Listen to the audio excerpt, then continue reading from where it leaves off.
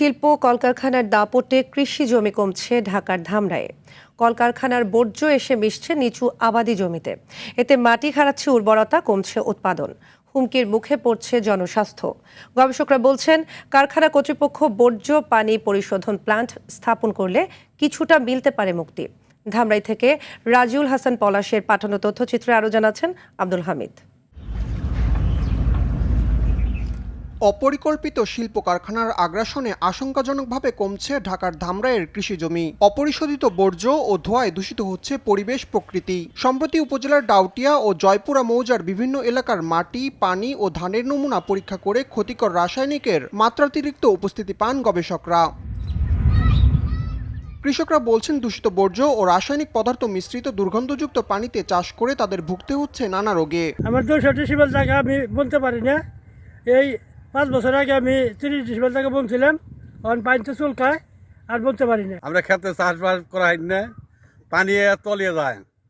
আর mail কারখানার পানি হাতরে থাকি, পানিতে নামলে চুলকায়। পরিবেশ ও নগরবিদরা বলছেন, শিল্প কারখানাগুলোতে তরল বর্জ্য পরিশোধনাগার বা ইটিপি প্ল্যান্ট না থাকায় দূষণ রোধ করা সম্ভব হচ্ছে না। বিশেষ করে ভারী ধাতু যেমন ক্রোমিয়াম, ক্যাডমিয়াম, নিকেল, কপার এগুলা পাওয়া যায়।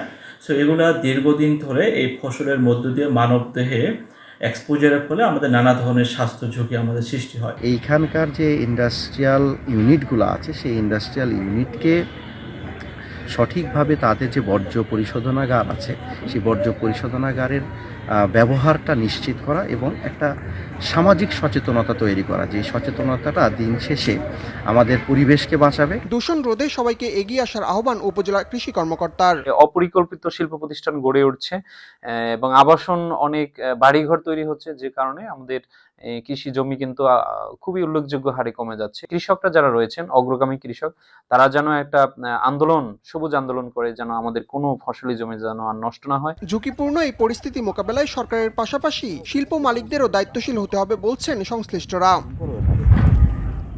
আব্দুল হামিদ, RTV।